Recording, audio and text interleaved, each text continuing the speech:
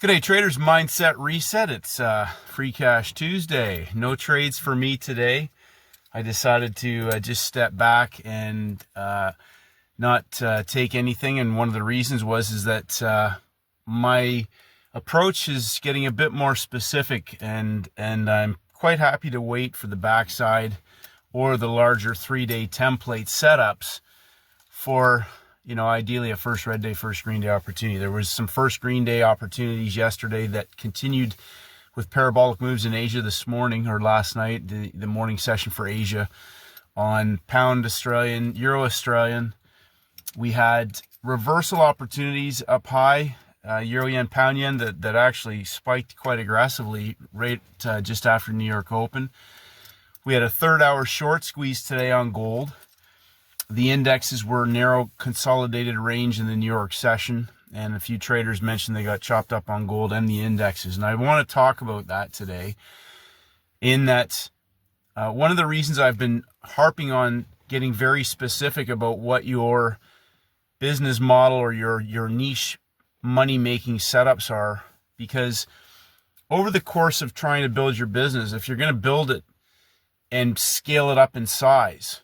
Now, I want to differentiate between taking trades and having a model that is scalable in size. So taking trades, bread and butter, scalps, session scalps, whatever they may be, I like to sort of talk about if, okay, you sold the high of the day today, for example, on, let's say the euro yen. You sold it for 50 pips. But my question is always, how much size would you be willing to put on that? And we can differentiate a session scalp at the high of the day, a 50 pip vertical reversal, versus a 3-day first red day template, or a reversal, high of day, high of week, high of month, free cash Friday reversal on gold, third hour, opportunities where we can size into. And so my approach is getting a bit more specific in that I'm not so much concerned with trying to scalp or, catch a move if I don't see my best trade candidates set up. And now ideally, on the front side, we saw those parabolic moves in Asia, and that was fantastic on a day two that expanded the range, but it was a 3-day template. Friday, low of week on Euro Oz, or low of the 3-day reversal, Friday, Monday, Tuesday. On Pound Oz, we had a vertical Wednesday, Thursday, Friday consolidation that continued into Monday, Tuesday. So a breakout, consolidation, continuation, beautiful template. Go and look at those two templates. They're very well engineered charts. So the whole point is so that you don't get caught into markets that, we've had some big movement and then all of a sudden they consolidate or they get choppy, or we've had, Asia, London movement and you get into the US window and, you're trying to trade with the trend, or you're trying to trade a reversal. And I go back to saying the point of know exactly what your setups are. Now, today we saw some reversals on the Pound Aussie, Euro Oz. I can't remember which one it was. I think it might have been the Pound Aussie. The exact same example that I went over in the last video, similar to the gold trade on Friday, 1 hour, 2 hours, a third hour reversal. Gold, a higher high, the same as last Thursday's short squeeze, a higher high on an inside. We're inside of the high and low. Asia went a bit higher, made a higher high, dumped down in London, pushed up first hour, New York second hour, pushes a little bit higher, then they dump it down into the third hour for 30 to 45 minutes without taking out the low of the day. A short squeeze, third hour reversal, parabolic, 100 plus pips move back up to the high of the day, closing price and high of the day. So the more specific you get, if that's part of your, so I know some traders, they focus on gold, their specialty is gold, and I guarantee that they nailed that trade today, because it's no different. Like we talked about this last week, gold is religiously almost a third hour trade, almost pretty much 3 out of 5 days a week. So even if, I joke, if you can count to 3 and tell time, you can make a lot of money. And, again, some traders get offended by that, but it's the truth. 1 hour, 2 hour, third hour trade, 3 levels of drop. That's a 300 pip box, a short squeeze reversal on day 2. So we put in a peak formation low yesterday, third hour, consolidated for the reversal later in gold. a beautiful range expansion from the high of the day. But we're still inside of Friday's range, Monday's range. So that being the case, day one, day two pushed a bit higher. They drop it down 3 levels, short squeeze. Day two expands the range. Now, I just want to remind everybody, like last week, we saw some huge moves on the backside of the week. And I always encourage traders, try to do minimal damage or get caught into any sort of markets where you could go on to tilt. And remember, we're still on the front side. Monday, Tuesday, Wednesday, day one, day two, day three, front side of the week. Wednesday's the midpoint range of the week, day one, day two, day three. And you only need 1 or 2 great trades to compound your account. And if you understand the parabolic setups, you understand that you can scale into those and your account can compound very quickly while still having minimal risk in the trade. Okay, because they're coiling, and when they go, just like today's third hour reversal on gold, once it goes, it's not coming back. They got shorts trapped. Yesterday on the indexes, we saw, if you go and draw Friday's New York session high across pretty much every index, I believe we had first red days, especially the NASDAQ. The NASDAQ is basically the signal day because it broke out and it was a failed breakout that took out the high of the week and broke down. That's a first red day because it's taken out the high of the week, but only if price behaves. So sometimes we'll see a large move and we can see a short covering day, but those markets went up on a Monday, made a peak formation and broke down. So now we have range expansions on day one.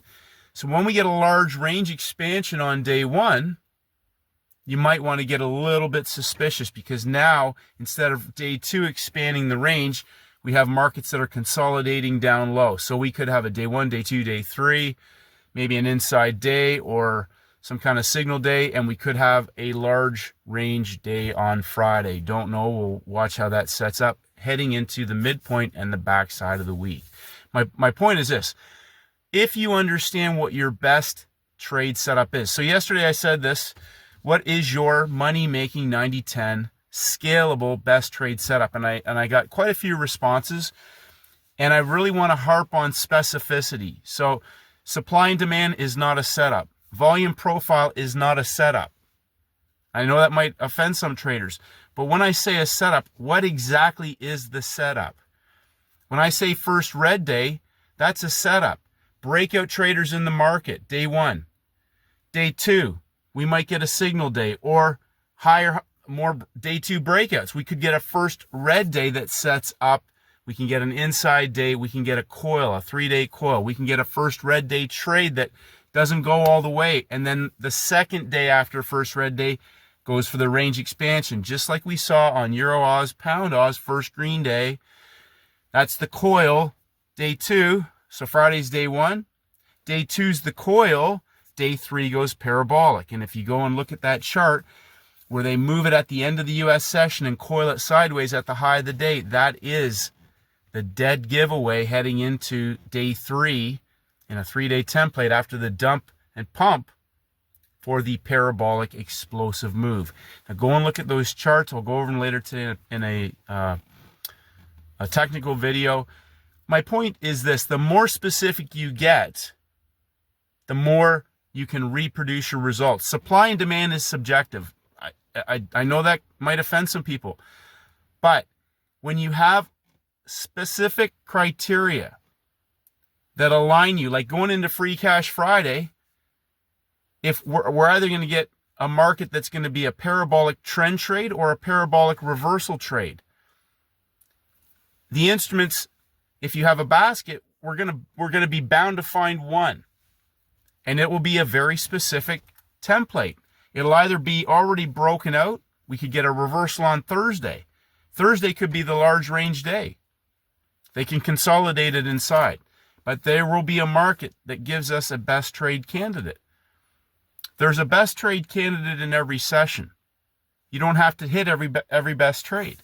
But what are the criteria for specifics? What type of behavior? Is it breakout traders in the market? Is it trap volume up high? 3-session setup like we saw last week on Swiss franc, Japanese yen, two beautiful reversal trades, session trades, but they were parabolic all-in opportunities. Every instrument's going to offer different types of volatility. Obviously, currencies, not quite as much, but depending on the pair, we can see large range moves. We saw that Euro New Zealand, Pound New Zealand, Euro Oz, Pound Oz, explosive range expansion opportunities, scalable. We saw that on the indexes last week. We've seen gold just giving off money left, right, and center to the traders who are trading gold. So don't try to trade all the time. Trade your best setups all the time. I'm not telling you what to do. I'm just giving you some mindset reset advice. I'm pretty much looking for 2 or 3 setups. That's it. Because I know those ones are scalable. And when I get into those, boom, they're gone. And the numbers just go brrrr, and you compound your account very, very fast, which means taking a lot of the other trades. Yes, there's more. You can make more money, but you could even trade small. And at the same time, you don't even need to bother. Get it to a point where you're just looking for as I always talk about, you're managing a large basket of capital. Would you constantly be just trying to catch the high and catch the low? Where are your scalable opportunities? Focus on the scalable ones. Like Peter Brandt says, 3 or 4 trades a year are where he makes 80% of his money.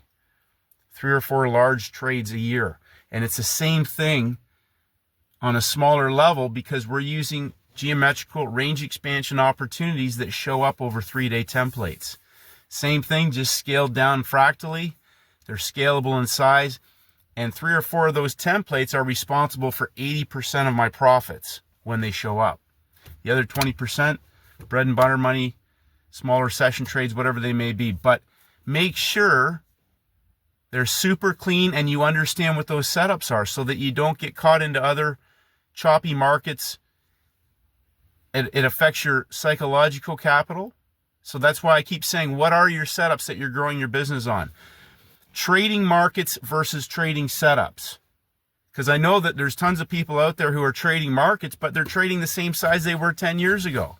They'll never grow it in size, or they'll blow up again because they'll get caught into a choppy market trying to trade it. Trade specific setups that make you money. Money-making setups, and then filter those out even more to the ones that are really scalable, and just sit back and wait. And when they set up, understand how you're going to scale into those, how you're going to manage those trades, how you will take profits out, or will you hold on for the entire ride? Level 1, level 2, level 3. Ride the elevator all the way down. Squeeze the maximum amount out of large scalable opportunities. I know there's traders who are trying to build their accounts up with trading all the time. Just be very specific about the types of trade opportunities that you're taking so that you don't get caught into low quality, low probability, low profitability type of situations where you're potentially going to get caught into risky situations. Focus on 90-10. Make it simple, make it pleasurable, make it profitable, and make it rinse and repeatable and scalable in size. Have a great day, traders, and may the markets go with you. Tomorrow is the midpoint range of the week. Enjoy your day.